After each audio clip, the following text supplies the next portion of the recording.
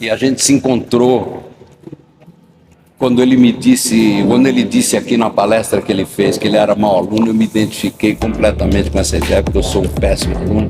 E uma das coisas que eu vim conversar com ele é isso aqui, e vamos embora ver o que acontece. E foram coisas que eu usei muito para driblar a escola, inclusive. Eu lembro-me que da escola, daquela sala de aula cinzenta, escura, né? Lembro da janela. Eu ficava junto da janela para ficar mais próximo do mundo, da vida, da luz, né? Escola, aprendi a estar onde eu não estava, ou não estar onde eu estava. Eu aprendi contra a escola e não na escola. Isso que para mim foi mais importante. O professor dá um livro chato pela perspectiva do cara que vai ler. E o que eu falo sempre é que ninguém lê um livro chato. O cara que lê um livro chato é um idiota, é um chato. Sim. A literatura não pode ser ensinada, não? Assim, tem que ser ensinada como um gosto, só como um prazer, não? E como uma disciplina, não como uma disciplina, como uma capacidade de desobedecer, não? Como uma capacidade de escapar. Eu ser alguém apaixonado por o que está lendo e lendo. O que eu aprendi na escola de biologia foi só no momento em que eu percebi que o professor era apaixonado, tinha não só um saber, mas tinha uma relação de toda a disciplina que é dada na escola. Se o professor é um funcionário, ele transforma aquilo numa coisa que faz parte de um currículo só. Então a escola tem que ser toda vertida para uma coisa mais próxima da vida, dessa relação. Sem tesão não há solução. A escola prepara as pessoas para o futuro o tempo todo. Essa coisa de jogar a vida para o futuro é um negócio completamente louco. A vida não acontece ali. Isso, mas tem a grande pergunta que se faz às crianças é o que quer ser quando fores grande. Nunca ninguém pergunta o que quer ser agora como criança, não é? Porque e essa pergunta é universal. Infelizmente, coitadas é uma loucura essa pergunta, eu sempre falo isso, é uma doideira, uma sacanagem, porque o cara vai numa listinha de emprego, inclusive empregos que não vão existir mais nesse momento do mundo. Ele vai numa listinha de coisas, ele tem que escolher. Eu queria ser engenheiro agrônomo, porque eu achava que a agronomia tal podia ser uma coisa interessante, mas não tinha absolutamente nada a ver comigo. Mas eu vivo falando isso, eu acho uma sacanagem perguntar isso para as crianças, porque a quantidade de pessoas que no segundo ano da universidade descobre que não é nada disso que ela queria, e fez um vestibular que é um negócio horroroso de fazer, um obstáculo a ser vencido, horroroso. E eu vejo as cabecinhas na universidade, todo mundo concordando. Eu imagino como é que a criança pensa que a gente somos um pouco babaca, né? Assim, no fundo seria ótimo que elas pensassem isso, mas elas não pensam isso, elas viram babacas porque a gente acaba ensinando a babaquice para elas. É verdade. A minha história com meus pais é maluca, porque meu pai é de uma família rica e intelectual. E meu pai é um artista, e minha mãe pianista internacional, ia viajar o tempo todo para a Europa, para o mundo todo. E para mim foi muito confuso isso tudo, e eu pulei fora como bom hippie. Isso para mim significou um renascimento, uma compreensão de uma coisa toda, e como de repensar tudo, começar do novo. Eu considero aquilo um parto, um segundo momento da compreensão de quem eu era. O outro momento foi uma mãe de santo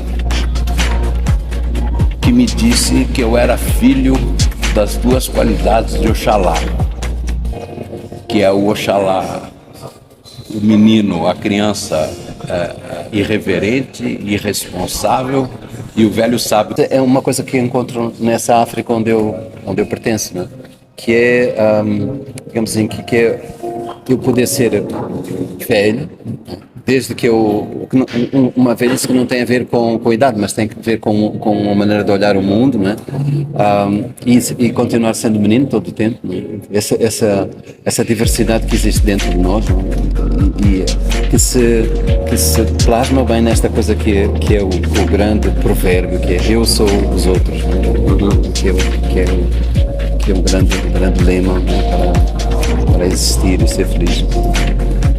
Evolução das crianças, que são crianças mutantes, São meninos falando coisas com 8, 9 anos de idade que são impressionantes. Então o processo da evolução está atropelando as revoluções. Concordo contigo, não é uma crise política só que estamos vivendo uma crise no sentido de uma ruptura, né? Com todo o resto, com todos os outros paradigmas, né? Com essas grandes narrativas, grandes certezas que tínhamos. E essas garantias que nos davam nos traziam uma certa serenidade. Éramos o centro, não é? O centro. E tudo isso, todas as grandes certezas estão sendo postas em causa. Isto é tudo ao mesmo tempo, não é? Eu acho que... E quando eu era menino não tinha TV. Sim. Eu sou de antes da TV. Também eu, no meu país. Sim. E a TV colorida, quando apareceu a TV colorida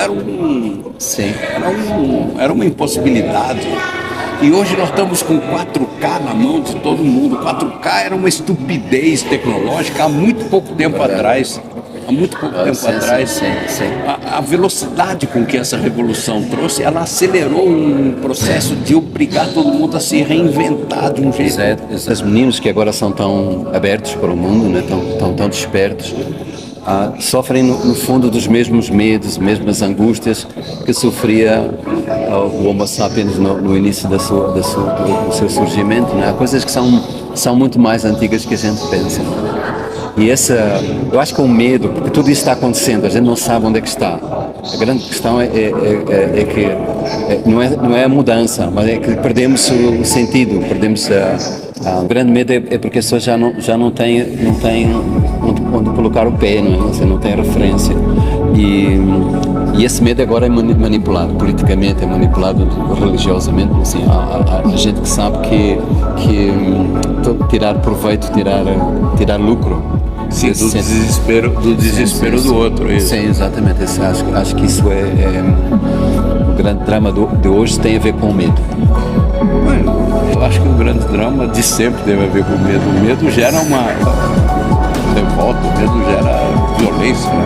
Sim, o medo é uma espécie de conselheiro primeiro que a gente teve, né? Todos temos medo em algum momento. Sim. E isso nos conduz a procurar respostas. Mas depois o medo passa a ser uma coisa que não é resolvido pela razão. Eu sempre tenho uma observação que todas as violências coletivas são perda de identidade cultural coletiva. Quase todas que eu consigo pensar, do Sendero Luminoso ao que está acontecendo no Oriente Médio,